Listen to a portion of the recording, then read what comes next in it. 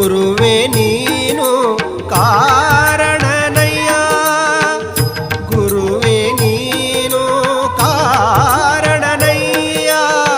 ಮಾಂಸಪಿಂಡ ಹೋಗಿ ಮಂತ್ರಪಿಂಡವಾಗಲು, ಮಾಂಸಪಿಂಡ ಹೋಗಿ ಮಂತ್ರಪಿಂಡವಾಗಲು ಗುರುವೇ ನೀನು ಕಾರಣನಯ್ಯ.